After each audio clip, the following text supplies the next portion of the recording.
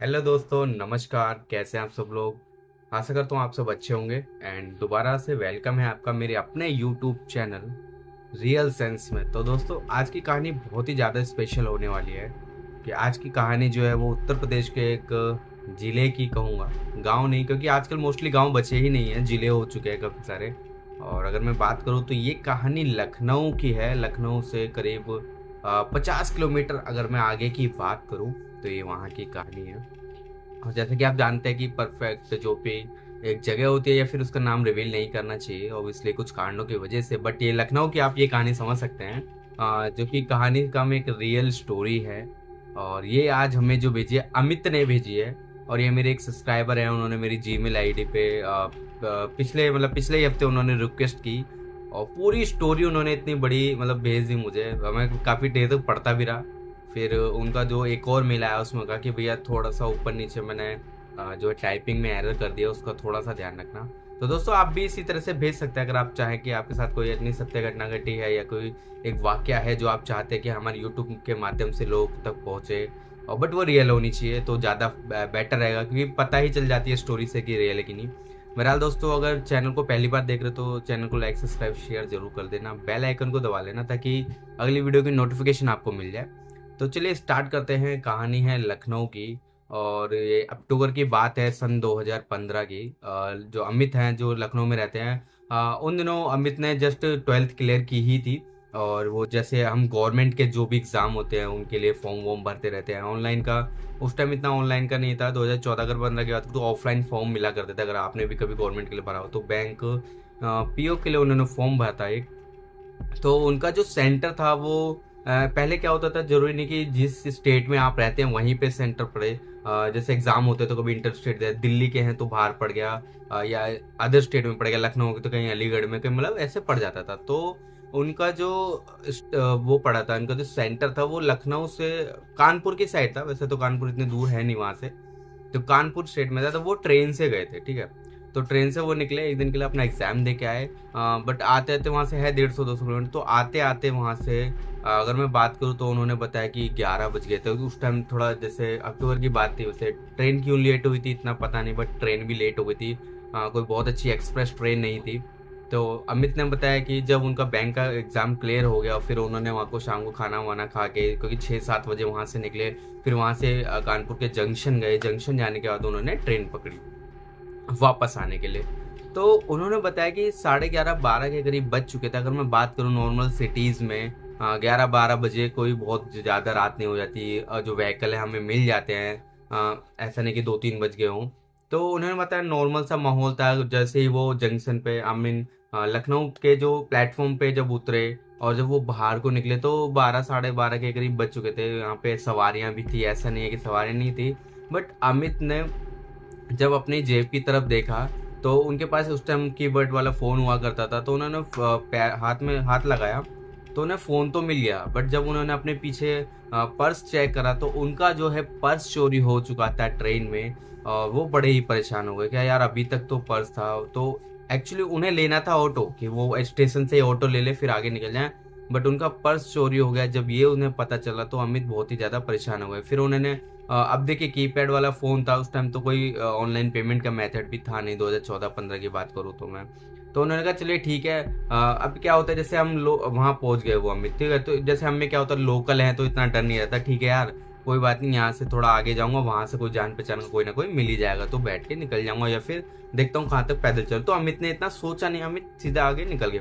तो जैसे ही स्टेशन का लखनऊ के स्टेशन के आगे जब वो निकले तो वहाँ पे पार करते उन्हें एक कच्चा रास्ता मिला। जो अमित ने बताया कि वो गाँव होते हुए, छोटा रास्ता होते हुए उस रास्ते पे वो पहले भी आ चुके थे, पर वो दिन में कभी आते, कभी कभार आना जाना। तो अमित उसी रास्ते पे निकल गए। अब उन्हें ये नहीं पता था कि उस रास्ते पे उन्हें जो अब फेस करना है वो शायद वो जिंदगी भर भूलेंगे नहीं। तो अमित ने हमें बताया कि जब वो उस रास्ते पे स्टेशन के बाद एक कच्चा सा रास्ता था जो अंदर 1-2 कस्बों में होकर और उनके जिले की तरफ निकलता था। वहाँ से आई थिंक 12-13 किलोमीटर होगा। ये कहानी मैंने आपको बताई थी कि लखनऊ से 50 किलोमीटर आगे की, बट अगर मैं बात करूँ लखनऊ से आगे एक स्टेशन पड़ता है। मैं आपको बताना भूल गया कहानी, लखनऊ के आगे एक स्टेशन है, वहाँ पे भी लोकल ट्रेन रुकती है, तो वो उस स्टेशन पे रुके थे। फिर वहाँ से उन्होंने, तो इसलिए मैं लखनऊ का नाम लेके आपको बता रहा हूँ। तो कच्चा रास्ता जब हम पकड़ लेते हैं, आपको पता ही है मेड़ मेड़ जैसे अगर गाँव में अगर खेत बने हो या फिर कच्चा रास्ता हो, आपको पता है किस तरह से होता है। इक्का दुक्का वहां से लोग शायद आ जा रहे थे, बट जब अमित वहां उस पे 1 किलोमीटर आगे तक बढ़ने लगे तो उन्हें कोई सवारी या ऐसा कुछ मिला नहीं। जैसे आजकल तो ई रिक्शा टाइप मिलते हैं।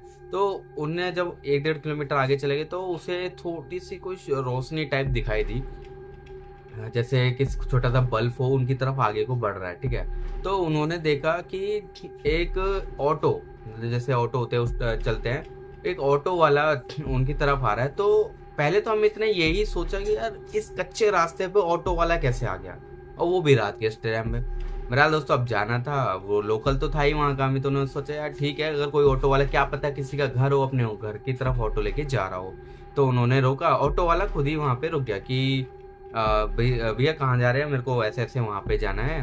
8-10 किलोमीटर, गांव का नाम बताया उसने, अपने कस्बे का नाम बताया अमित ने।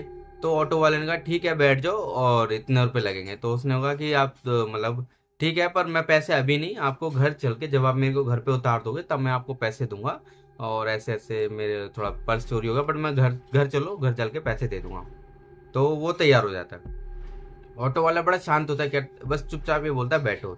तो अमित बैठता है, ऑटो वाला घुमा लेता है घर की तरफ। कच्चा रास्ता पूरा सुनसान है, इधर उधर इतने कोई लोग है नहीं, ऑटो चले जा रहा है। तो वो अमित एकदम से पूछ लेता है कि भैया ऑटो, पहली बार मैंने आपको देखा, आप इस इधर के हो नहीं, ऑटो भी आप इतनी रात को इस कच्ची सड़क पे कैसे? मैंने इससे पहले तो कभी नहीं, कहाँ से आप कहाँ रहते हो, थोड़ा जानने की कोशिश की। तो ऑटो वाला कुछ जवाब नहीं देता, बहुत देर रहती, 2-4 क्वेश्चन पूछता है। तो अमित को थोड़ा अटपटा लगता है कि यार क्या है, मतलब समझ नहीं आ रहा। तो अमित क्या है, जैसे अब चलते हैं हम किसी रास्ते पे, तो अब जैसे हम ऑटो या बस में बैठे हैं तो हम देख रहे हैं रास्ता जा रहा है। तो अमित ने एक चीज नोटिस की कि एक जैसे पेड़ या कुछ ऐसी जगह थी, जैसे एक बार उस तरफ से निकला तो अमित को लगा कि यार अभी तो मैं 5 मिनट पहले इस जगह से निकला था, एक पेड़ टाइप है या कुछ बना हुआ था रास्ते में, अभी तो मैं यहाँ से निकला था, फिर 5 मिनट बाद फिर वहीं से निकला। तो वो सोचता है कि ठीक है रात है, इतना अमित ने ध्यान नहीं दिया, कि हो सकता है मेरा वहम हो, ऐसा कुछ नहीं है कि बार बार। बट जब 3-4-5 बार उसे ऐसा लगने लगा कि यार मैं बार बार शायद इसी रास्ते से जा रहा हूँ, और ये सेम पेड़, ये सेम बोर्ड जो भी वहां था, ये मेरे को बार बार क्यों दिखे जा रहा। तो वो एकदम उससे पूछता है भैया 1 मिनट रुको यार, मेरे को ऐसा क्यों लग रहा है हम बार बार इसी रास्ते से जा रहे हैं। वो ऑटो नहीं रोकता। तो अमित थोड़ा घबरा जाता है कि ये कहीं चोर वोर तो नहीं, लूटने वूटने वाले तो नहीं, कोई अपने साथी हो उसके और मेरे को लूटना चाहता हो। अमित कहता है कि भाई ऑटो रोको, आप सुन क्यों नहीं रहे? पीछे उसके कंधे पे हाथ रखता है। तो जो मैं आपको बात बता रहा हूँ, अमित ने मुझे बताया, जब मैंने मतलब आज तक वो चीज़ नहीं बोले, अमित ने बताया जब मैंने उसके कंधे पे हाथ रख के उसे रोकने की कोशिश की कि भाई रुक रुक, तू रोक क्यों नहीं रहा, और ऐसे ऑटो क्यों चलाया जा रहा है, रुक, और ये हम यहीं पे क्यों घुमाया जा रहा है, मेरे को ऐसा लग रहा है हम गोल गोल घूमे जा रहे हैं, मतलब जो भी अपना अमित कहना चाहता था। तो दोस्तों हुआ यूं कि अमित ने बताया कि जब उस आदमी ने पीछे मुड़ के देखा जो ऑटो चला रहा था, तो अमित ने कहा कि उसकी जो शकल, आंखें, मुंह ना एकदम मतलब था नहीं। अमित ने बोला उसकी आंखें तो थी नहीं। ये फैक्ट उसने मुझे खुद बताया, मेरे को भी यकीन नहीं हुआ था जब मैं पढ़ रहा था इसकी स्टोरी। तो उन्होंने बोला कि भैया उसकी जो आईज थी वो नहीं थी। हो सकता है अंधेरे, मुझे ऐसा लगा अंधेरे में उसे ना दिखाओ, बट उन्होंने जो स्टेटमेंट दिया उसने बताया कि उसकी आंखें नहीं थी। तो अमित ने बताया कि जब उसने कंधे पे हाथ रखा ऑटो वाले का, उसको रोकना चाहा, तो ऑटो वाला एकदम पीछे मुड़ा। उसकी आंखें नहीं थी, मुंह इसका अजीब सा था और थोड़ा जला जला टाइप, और वो पूरा उसने मुंडी मतलब पीछे को घुमा दी। तो अमित तो एकदम हक्का बक्का हो गया, डर गया वो।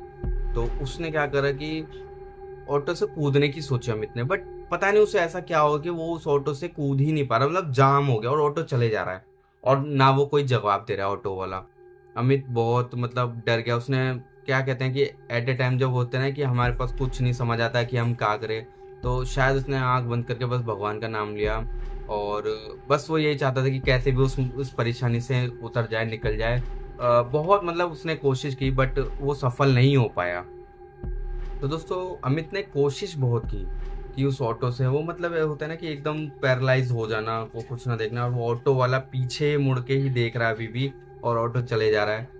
रोहित ने कहा कि शायद वो बेहोश टाइप हो गया था, उसे नहीं पता उसके बाद उससे क्या हुआ। बट जब उसकी आंख खुली तो वो एक मतलब सुबह के शायद 4:30-5 बज चुके थे, और एक ऐसे ही खेत के पास, जैसे खेत होते हैं, पानी वानी चल रहा था। तो उसने बताया कि मैं एक खेत के पास पड़ा हुआ था, बेकार सी हालत में, फ़ोन वोन सब था मेरे पास। बट मुझे ये नहीं पता चला कि मैं ज़िंदा कैसे बचा, और उस ऑटो वाले ने, कि वो ऑटो वाला था भी कि कोई ऐसे मतलब बेकार कोई आत्मा थी, कौन था मुझे नहीं पता।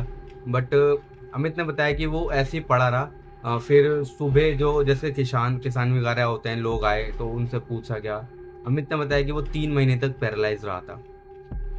मतलब इतना कुछ चल पाता, बस सुनता था, थोड़ी बहुत एक्टिविटी करता था, और 3 महीने तक वो ऐसे ही पड़ा रहा था। और ये जो सच्चाई है, फिर जब उसने अपने घर वालों को, उनको भी घर वालों को तो पता नहीं, तो उसने किसी ने मार मूर के कुछ, जब डॉक्टर्स को भी दिखाया कि इसके में ये दिक्कत है, वो दिक्कत है, बट ऐसा कुछ नहीं है। बट फिर जब उसके मामा है एक, उन्होंने वो अपने यहाँ पे लेके गए उसको, किसी अच्छे से पंडित को या दिखाया गया।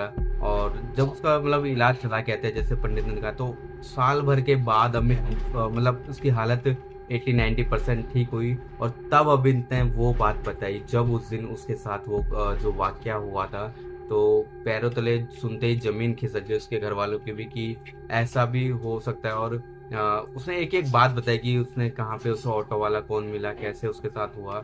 तो ये एक स्टोरी थी।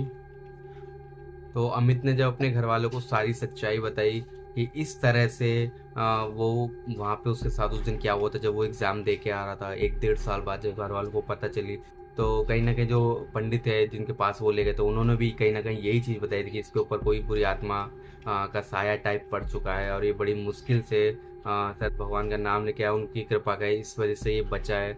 तो अमित ने ये जो स्टोरी मेरे को अपने साथ मेरे साथ शेयर इसलिए की कि वो आज भी कहीं न कहीं इस चीज़ को, इस सदमे से निकल नहीं पाए हैं, और आज भी कभी कभी ना कभी उनके दिमाग में ये चीज़ आ रही थी कि उन्हें पैरालाइज़ टाइप हो गया था, और 1-1.5 साल तक उन्हें ये दिक्कत हुई थी।